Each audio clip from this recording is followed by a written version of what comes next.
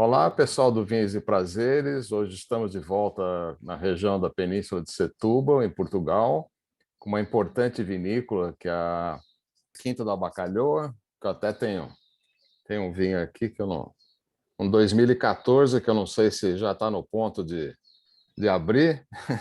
E, Já está, sim, senhor. e hoje a gente vai ter o Antônio Mendonça, que é o Export Manager da Bacalhoa, que além de ser uma vinícola com vinhos especiais, uns que eu gosto muito são o Moscatel Roxo e do Moscatel de Setúbal, que tem até de 10 anos, que eu já provei de vocês, que são maravilhosos, né? E, além disso, eles têm um Palácio da Bacalhoa, que é um lugar espetacular também. Então, vou pedir para você contar um pouco aí da história da vinícola e... Muito bem. Então, a história da vinícola em um resumo, não é? Porque é uma vinícola com uma história muito longa. Nós vamos fazer 100 anos enquanto vinícola, 100 anos este ano aqui, não é? Em 1922 foi o início da empresa através da JP Vinhos. Aliás, o JP é uma das nossas marcas, é a nossa marca mais vendida, tanto em Portugal como fora de Portugal, e que significa João Pires, porque inicialmente a empresa estava sediada não aqui em Azeitão, onde nós estamos agora, mas no Pinhal Novo, que é aqui a cerca de 15 km, 20 km daqui, e começou com o nome de João Pires. O mais recentemente é que tomou o nome de Bacalhoa devido ao Palácio da Bacalhoa e a Quinta da Bacalhoa terem entrado no grupo que vinha de trás, então com esse nome João Pires, não é? Hoje em dia nós somos um grupo com várias vinícolas, não é? Somos, em termos de área, provavelmente ainda a empresa com a maior área de vinha em Portugal, são 1.200 hectares de vinha plantada, não é? Desde norte a sul do país. Estamos nos vinhos verdes, no Douro, na Bairrada, Dão, na região de Lisboa, Península de Setúbal e Alentejo. Portanto, temos vinhos de todas estas regiões. E nós temos também uma joia arquitetónica que faz parte do acervo da empresa, que é o Palácio da Bacalhoa, onde estão as vinhas do famoso Palácio da Bacalhoa e também Quinta da Bacalhoa, portanto faz parte dessa propriedade, e que é aqui em Azeitão, perto de Setúbal, não é? Portanto, nós temos aqui na Península de Setúbal cerca de 450 hectares plantados, nós temos igualmente vários tipos de terreno que dão origem a vinhos com perfis diferentes, mesmo sendo dentro da mesma região. Portanto, nós temos aqui, para as pessoas terem uma ideia, isto é uma parte de planícies com areias, que o mar recuou e os rios Tejo e Sado foram avançando, foram depositando as areias, e ao fim de milhares, milhões de anos, nós temos aqui aquilo que nós chamamos a bacia mesocenozoica do Tejo e Sado, e onde os solos são de areias profundos e são bastante drenados. E depois temos aqui outra zona muito importante, que é a Serra da Arrábida, que é uma zona mais de uma pequena montanha, que tem cerca de 540 metros de altitude, mesmo junto ao mar, onde nós temos solos argilosos e calcários. Portanto, temos dentro da mesma região onde nós fazemos vinhos, além de diferentes cepas, nós temos também diferentes terroirs, não é? Como dizem os franceses, e que as pessoas ligadas ao vinho percebem que é aquela conjugação de solo, de clima e de trabalho humano que faz a particularidade de cada vinho, não é? Porque a mesma cepa plantada aqui, que é o caso do Cabernet Sauvignon, e plantada em Bordeaux, os terroirs são diferentes, a cepa é a mesma, mas nós vamos ter vinhos diferentes, não é? Embora mantenha aquela linha do Cabernet Sauvignon, tipicamente da característica da cepa, mas em termos de chuva, em termos de calor, de horas de sol diários, em termos até mesmo das técnicas de maneio agrícolas, as diferenças entre as regiões fazem com que no final nós tenhamos vinhos diferentes.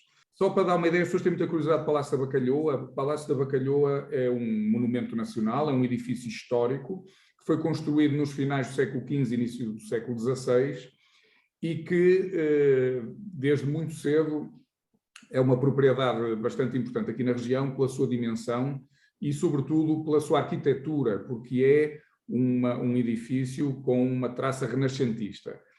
Quem construiu o palácio em cima enfim, de uma casa que já lá existia desde o século XIII, finais do século XIII, foi um filho bastardo do Afonso de Albuquerque, que foi o grande abridor da rota para a Índia. Depois do Vasco da Gama ter chegado à Índia, o Pedro Álvares Cabral foi na segunda frota e tocou no Brasil, mas a seguir foi este Afonso de Albuquerque, que hoje seria chamado um guerreiro, um warlord, não é?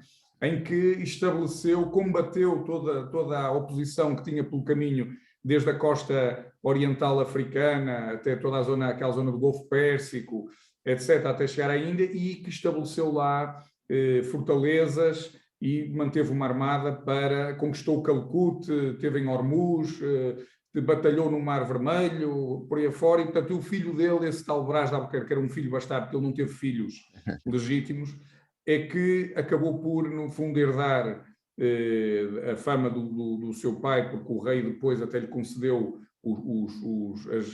as regalias e títulos que não concedeu ao pai, que depois, entretanto, morreu, concedeu a este filho. Ele até mudou o nome dele de Brás de Albuquerque para Afonso de Albuquerque, e que acompanhou uma princesa à Itália, uma filha do rei Dom Manuel, para casar em Itália, e que ficou lá uns tempos e adquiriu aquele gosto pela arquitetura renascentista. Então voltou e, além de ter feito a Casa dos Bicos em Lisboa, que também era dele, fez também este Palácio da Bacalhoa. E as pessoas têm muita curiosidade porque o vinho no Palácio da Bacalhoa, sempre houve vinho ali, mas aquilo que nós conhecemos hoje como as vinhas da Quinta da Bacalhoa, do Palácio da Bacalhoa, a primeira safra de Quinta da Bacalhoa foi em 1979. Portanto, já é antigo, mas não é assim tão antigo como se poderia supor olhando para o edifício em si, não é? Pronto, isto é só para explicar que as pessoas gostam de saber um pouco a história da Quinta da Bacalhoa, porque é bastante famoso no Brasil, não é?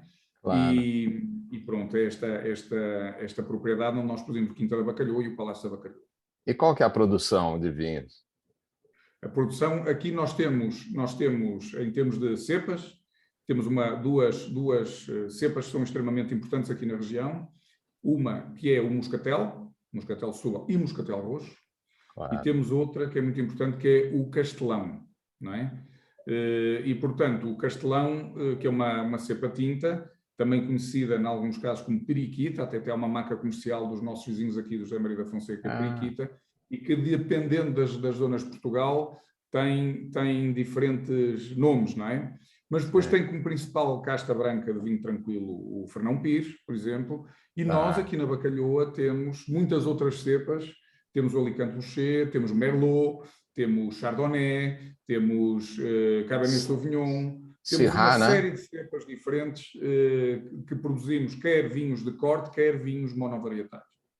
E tem ideia média do volume de produção?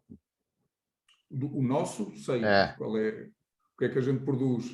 No total do grupo, nós produzimos cerca de 1.400.000 caixas de vinho. Poxa. Não é? Isso não é só daí da região? Não, isto é tudo em conjunto, todas as nossas... porque dá para ter uma ideia que... A marca JP, nós produzimos à volta de 6 milhões de garrafas. Poxa. Porque dá a impressão que é grande pela quantidade de cubas de inox que apareceu na fotografia aí, quer dizer, deve ter uma produção grande. Nós aqui vindimamos, tudo o que é daqui da região de Setúbal é feito aqui no centro de vinificação, e também trazemos uvas de Lisboa, da zona do Bom Barral, que também são vinificadas, que é relativamente perto, e são vinificadas aí. E além disso temos mais 3 centros de vinificação, que não são aqui na região, um que é no Alentejo, outro na Bairrada, em Sangalhos, e outro no Douro, porque a gente, para ter vinho DOC Douro, tem que ter lá a produção feita na região. Agora, aí para ser DOC, você tem que ter ou Castelão ou...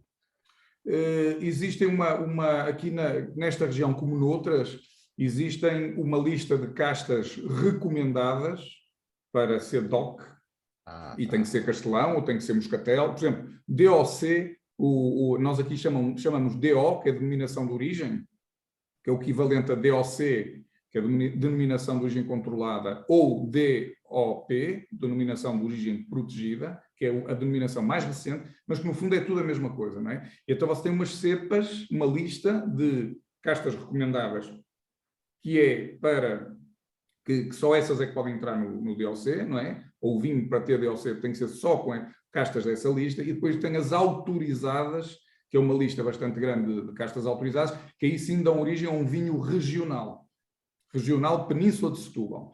E depois ainda tem outras castas que não estão numa lista nem noutra e que serão para vinho de mesa, ou até quando você ultrapassa a produção permitida, o remanescente é classificado como vinho de mesa. Tem um limite de produção, então, que é autorizado. Todas as regiões têm um limite de produção, depende dos anos, numas são fixas, noutras variam, pode ser 14 toneladas por hectare, pode ser 16 toneladas por hectare, pode ser 20 toneladas por hectare, depende das regiões e dos anos, não é? Mas isso é uma área que é definida pela região, digamos, pela CVR, que é a Comissão Vitivinícola Regional, e pelo IVV, que é o Instituto da Vinha e do Vinho. Não depende de nós. Nós podemos pedir uma autorização para aumentar a produção, não é? E como é que é o mercado de vocês? Quem é o principal comprador? Ora bem, o primeiro mercado para nós é o mercado doméstico aqui, nacional em Portugal, não é? É o primeiro mercado. E esse mercado nós vendemos tanto para restaurantes, não é? Como para todas as cadeias de varejo que existem cá em Portugal. Praticamente todas nos compram os vinhos, nós temos marcas muito fortes como JP, Catarina, Serras de Azeitão, mesmo os varietais hoje em dia, e portanto são marcas aqui da região que são vendidas não só localmente, mas a todo o país, em todo o país estão presentes. E depois na exportação, o Brasil é o nosso principal mercado exterior, não é? Exportação, seguido do Canadá, da Suíça, da França, Estados Unidos, e depois por aí fora até por fazer um número de 50 países aproximadamente. A Rússia faz parte também? A Rússia e a Ucrânia fazem ambas parte do nosso mercado de exportação. Faziam. Agora vamos ver como é que vai ser, não é? Isso impacta todo mundo, né? É um absurdo. Impacta, infelizmente, é uma coisa que nos ultrapassa a todos, não é? Mas eu posso lhe dizer que os nossos clientes russos que falaram connosco sentiam-se muito constrangidos com tudo isto, não é? Claro. Porque eles dizem o nosso negócio é importar vinhos e vender-se. A maior parte dos países onde a gente importa, Itália, França, Espanha, Portugal, claro. Não é? Mesmo outros países como vinhos da Roménia, da Moldova, da Hungria, por aí fora, esses vinhos hoje em dia já não podem entrar na Rússia, neste momento, a não ser que haja aí um desagravo qualquer, mas, enfim, são situações que nos ultrapassam e que não podemos fazer nada, não é? Se não ficar quietos à espera que a situação mude. É importante, na Ucrânia, a mesma coisa, não é? A Ucrânia também vendemos vinhos para a Ucrânia já há alguns anos, um cliente muito bom, muito profissional, situado em Kiev, do qual não temos, infelizmente, notícias ultimamente. É um mercado importante para vocês? A Rússia, sim, a Ucrânia, não. Era um mercado emergente. Estávamos a começar a vender na Ucrânia já há uns 4 ou 5 anos para cá, de forma constante, contínua, mas era um mercado que se afigurava muito interessante. Tem tido crescimentos contínuos e constantes ao longo dos últimos anos. A Rússia, já estamos há imenso tempo a trabalhar com a Rússia. Trabalhamos tanto para um importador em São Petersburgo como para um em Moscovo. Ambos compram vinhos da Península de Setúbal, por acaso, e, enfim, não sei o que é que vai acontecer, vamos ver, não é? E será que agora, com a melhora da pandemia, vai começar a ter eventos de novo aqui no Brasil, em outros lugares aí? Claro que sim. Nós temos já planeado o evento, a Vini Portugal tem um evento planeado, se não me falha a memória, para junho, no Rio de Janeiro e em São Paulo. Vai haver a ProVine Brasil também, mas mais no final do ano, tal como no ano passado. Eu já estive no Brasil há um mês atrás, visitando clientes e em alguns eventos com grupos de clientes nossos, e vamos continuar. Nós temos aí no Brasil um brand ambassador, que é o José Ferrazo, que tem estado bastante ativo e vai continuar a animar bastante o mercado, e portanto para nós não para nada. O Brasil, a pandemia foi só mais uma interrupção nas viagens, mas continuamos a vender. Continuámos sempre a vender bem. Nós tivemos alguns problemas comuns a todos os exportadores no final deste ano, que foi os problemas dos transportes, não é? A falta de containers e a dificuldade em encontrar transporte para transportar os produtos. Isso está agora mais calmo, vamos ver se mantém assim, mas a nossa intenção é crescer ainda mais e continuar a ser uma marca muito importante no mercado brasileiro. Que a última vez que eu participei foi em 2019, né? Que teve um evento da Península de Setúbal aqui em São Paulo, né? Sim, senhor, eu estive lá, exato. E provei os vinhos e gostei muito dos vinhos, né? Muito. Esses 10 anos, principalmente, o máximo é 10 anos os vinhos? O moscatel, sim, não, perdão. Nós estamos a falar de vinho fortificado. Nós temos dois tipos de moscatel em termos de cepa, não é? Temos o moscatel de Setúbal, que no fundo é uma uva que está um pouco por todo o Mediterrâneo, toda a bacia do Mediterrâneo, até conhecido como moscatel de Alexandria, com origem no Egito, não é? E temos o moscatel roxo, que é uma raridade e que existe em muito pouca quantidade produzida mesmo aqui na região, que é uma cepa aqui desta região. Nós temos uma vinha com cerca de 4,5 hectares, portanto é a maior vinha do mundo dessa cepa, e portanto é um produto bastante raro. E nós fazemos esse vinho licoroso, fortificado, ou seja, nós paramos a fermentação adicionando aguardente vínica, tal como é feito com o vinho do Porto, ou o vinho da Madeira, é o mesmo processo, e depois temos uma maceração prolongada com as cascas durante uns meses, o que faz com que o vinho adquira essa cor âmbar, esse amargor, a acidez, faz com que seja um produto extraordinário. Acho que não há nada que se compare. Nós, a maior parte dos prémios, os vinhos mais premiados que nós temos aqui na casa são esses moscatéis licorosos, porque são realmente produtos que não se fazem mais lugar nenhum no mundo e são extraordinários. Agora, nós temos um vinho que é o nosso vinho que mais vendemos, que é aquele de primeiro preço, que é um moscatel com 2 anos, aproximadamente, que não está indo para o Brasil neste momento, e depois temos vinhos 5 anos, 10 anos, 20 anos, 30 anos, e vamos lançar um 40 anos agora em 2020. Que maravilha! Deve ser uma espetacular, né? São pequenas joias, não temos grande volume, mas temos garrafinhas de meio litro e conseguimos, para os verdadeiros amantes, apreciadores, conseguimos vender, não é? E eles ficam envelhecendo em barricas? Ficam envelhecendo em barricas e esses moscatéis topo de gama ficam num sistema que nós chamamos de canteiro, ou seja, dentro de uns armazéns que têm a temperatura sempre mais alta, não é? De maneira a que esse processo de envelhecimento se faça primeiro a uma temperatura média superior e depois sem grandes variações de temperatura. Isto durante muitos anos faz com que o vinho atinja uma complexidade ímpar, que não se consegue num envelhecimento num cais normal ou a temperatura ambiente normal. É similar à madeira, né? Que tem um processo parecido. Sim, também tem um processo semelhante a alguns madeiras, sim. Muito interessante, muito bom, né? E em termos de vinhos tranquilos, o principal de vocês é o Quinta da Bacalhoa? O principal nosso, em termos de volume, é o JP. Tá. JP Azeitão. Em termos de nome e em termos de conhecimento geral das pessoas e prestígio, porque é uma marca que está muito conceituada, é o Quinta da Bacalhoa. E depois temos também marcas tremendamente conhecidas e muito famosas, como, por exemplo, Catarina, não é? E temos agora os varietais que vieram, de alguma forma, completar aquilo que nós tínhamos como cepa única dos vinhos, como o Má Partilha, Cova da Ursa, Chardonnay, o Má Partilha é o Merlot, não é? E o Cova da Ursa, Chardonnay. Nós agora temos uma série de monovarietais, que temos Alicante Boucher, temos Cabernet Sauvignon no Quinta da Bacalhoa, temos Merlot, temos Syrah, temos Chardonnay, temos Greco di Tufo, que é uma cepa italiana, que nós é que temos aqui na região. Temos Moscatel roxo, mas vinificado em vinho tranquilo, em vez de ser em licoroso.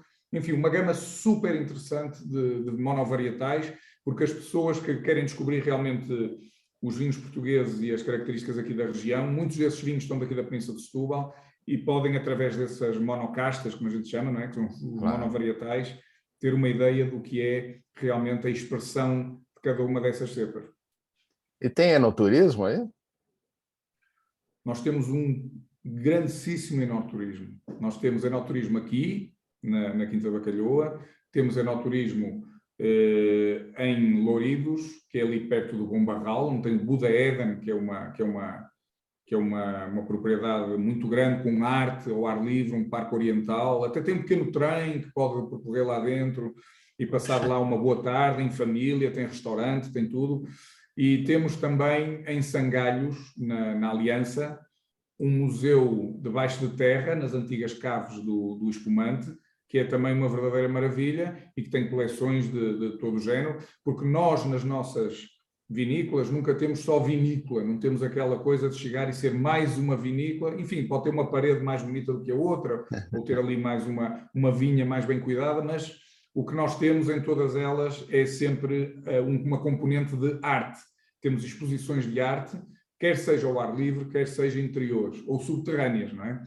E, portanto, a experiência de quem nos visita não é apenas de degustar o vinho, que isso pode fazê-lo sempre em qualquer ocasião, mas degustar o vinho aliado a uma experiência de visitação de uma exposição de arte, não é?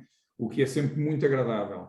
E, portanto, nisso nós somos realmente diferentes e temos uma oferta, uma proposta que é muito interessante e muito cativante para quem nos visita. As pessoas que nos visitam geralmente ficam deliciadas porque pensam que vêm ver apenas barricas e provar e degustar um vinho, não é? Mas depois deparam-se com uma exposição de arte africana, que nós temos aqui, ou uma exposição, por exemplo, de pintores que sobreviveram ao Holocausto nazista, não é? E temos também exposições de fósseis com milhões de anos, com cabeças de dinossauros, tudo isso. E, portanto, é sempre uma experiência fantástica para quem nos visita. É sempre diferente. É muito bom isso, que minha esposa, por exemplo, não é do ramo do vinho, ela falou, é muito chato, porque você vai visitar a vinícola, o cara vai mostrar a cuba de inox, o barril, não sei o quê. Eu falei, para quem não entende o negócio é tudo igual, né? Quer dizer, para quem pois, gosta... para quem não entende é um bocado aborrecido, mas se você viesse aqui com a sua esposa e quando quiser vir é muito bem-vindo, eu o receberei pessoalmente se estiver cá e terei muito gosto nisso. Você vai ver que a sua esposa vai gostar da visita, porque além da parte, vai ver com certeza também a parte ligada ao vinho, não é?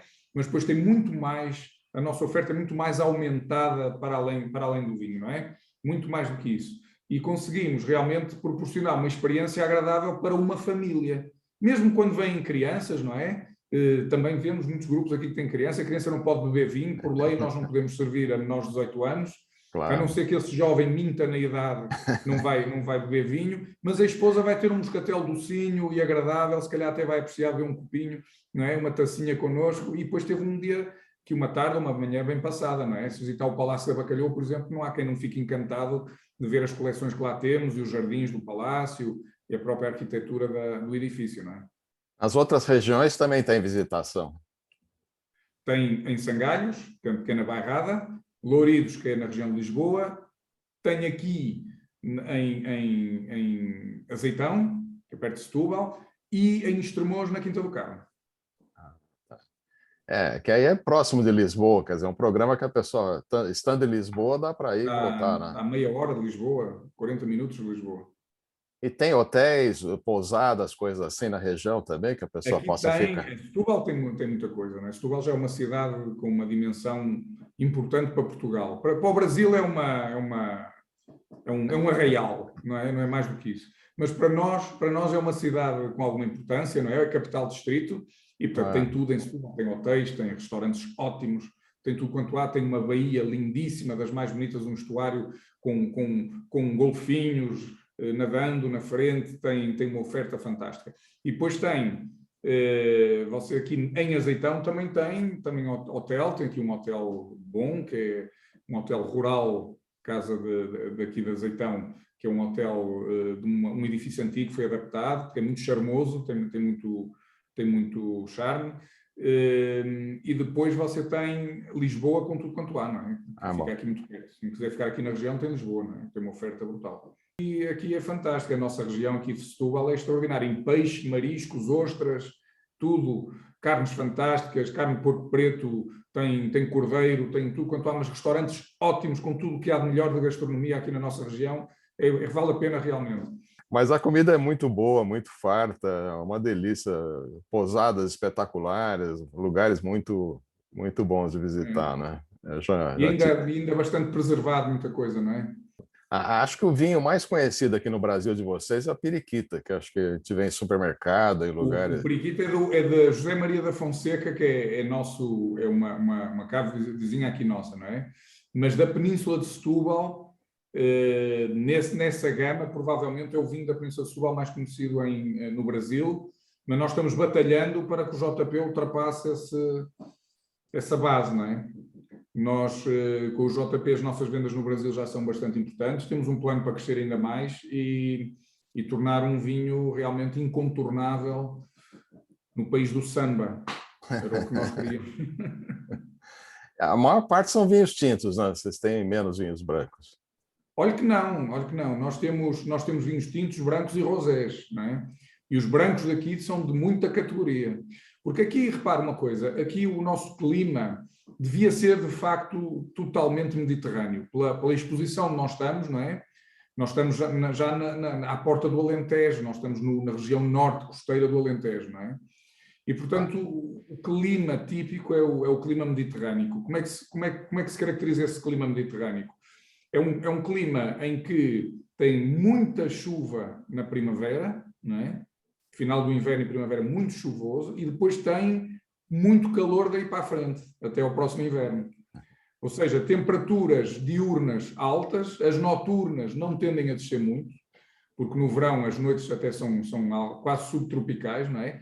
Mas nós aqui na Península de Setúbal estamos junto ao mar, estamos mesmo juntinho à costa, não é? Sim. E, portanto, onde nós deveríamos ser 100% mediterrâneos, o que acontece é que nós temos a influência marítima atlântica, não é? E a Serra da Rábida a sul, que bloqueia, no fundo, essa brisa marítima que chega ao fim da tarde e que fica por aqui. Portanto, nós temos as noites relativamente frescas, não é? E temos umidade de madrugada, o que não acontece tão facilmente noutras regiões de mais interiores, não é? E, portanto, somos um clima mediterrâneo bastante temperado, por assim dizer, o que nos permite ter vinhos brancos de muitíssima qualidade. E pode fazer irrigação aí? Pode. É permitida. É permitido em todo lado. E acho que no país todo, praticamente, se é que não no país todo, é permitido fazer irrigação, porque antigamente não era permitido, mas já há uns anos para cá já você pode ver. Aqui o limite é a produção, não é? Se você ultrapassar os limites de produção por irrigar demasiado, o prejudicado é você mesmo, não é? E até a qualidade da uva perde concentração se abusar. Claro. Agora, a irrigação bem metrizada, bem aplicada, é fundamental para termos colheitas regulares ano após ano, para criar confiança nas marcas dos consumidores, não é? Eles pegarem num vinho na prateleira, independentemente da safra, saberem que o vinho que lá está é bom, não é? Claro, sem dúvida. Bom, eu acho que eu tenho que agradecer você aí pela informação, contar mais um pouco da região e dos vinhos e também incentivar o pessoal a visitar aí. Eu pretendo voltar a Portugal e, estando aí, eu vou conhecer a região, que essa eu ainda não tive. Tem poucos lugares de Portugal que eu não tive, mas... Mas você vai ficar admirado, quando vier cá, vai ficar admirado com esta região. Porque, além de ser linda, tem vinhos extraordinários. Bom, o vinho português eu conheço e gosto muito e acho que tem uma relação preço-benefício muito boa, né? Você pode comprar até os tops das vinícolas que não chegam nem perto de alguns outros países, então... Claro. Eu acho que a qualidade é ótima e tem preços razoáveis, né? Acho que Portugal tem o sucesso que tem no Brasil graças a isso também. Né? Exatamente. E também tem aquela eu acho que há uma coisa que é fundamental. Os vinhos portugueses, em geral, são vinhos para acompanhar comida, não é? Ou seja, desde muito cedo que os portugueses produzem vinho como parte da sua alimentação. Por isso é que temos a maior taxa de consumo de vinho do mundo, ainda, não é? Ou seja, sendo vinhos que são feitos para acompanhar comida, o Brasil tem uma ligação muito forte a Portugal em termos até gastronómicos. Tem muitos pratos que tiveram origem em Portugal e que depois se tropicalizaram ou se mantêm muito semelhantes. Vocês têm feijoada, têm bacalhau, tem peixe assado, enfim, tem uma série de coisas que são comuns, não é? E, portanto, naturalmente que o vinho português, ao chegar ao Brasil, tem cabimento na vossa gastronomia também e casa bem com a vossa gastronomia, não é? E, portanto, é natural que o brasileiro não estranhe o nosso vinho e até o acolha de forma natural, não é? Porque, no fundo, está dentro do mesmo ambiente, quase. Sem dúvida. A gente tem uma influência forte portuguesa, né? Mais nos estados do Rio de Janeiro, até o norte, lá do que aqui o sul, mas é forte a influência portuguesa. Então, se não for portuguesa, repara, você tem influência italiana, que também produzem vinho e que também os italianos que emigraram para o Brasil também são consumidores de vinho. tem influência espanhola através dos países vizinhos, tem aí que também gostam de vinho. Tem os alemães que também produzem excelentes vinhos e que também conhecem vinho. Tem de todo mundo, os libaneses que também bebem vinho e produzem vinho muito bom. Bons vinhos, não é? Portanto, não tem como o brasileiro tem que beber mesmo, não tem hipótese, tem que ser adepto do vinho. Graças a isso, até o vinho brasileiro está crescendo em qualidade e quantidade também, então a gente ainda é pequena a participação das pessoas na quantidade de vinho que é bebida, mas tem crescido ano a ano. Isso é... Sim, tem que ser, só se for a ver a taxa de consumo média brasileira é bastante baixa, não é? É muito baixo. Não quero estar a dizer nenhuma asneira, deve andar à volta dos 2,7 litros per capita, por aí. Nós estamos quase nos 50, sei lá. Mas a diferença é que nós já estamos a diminuir, não é?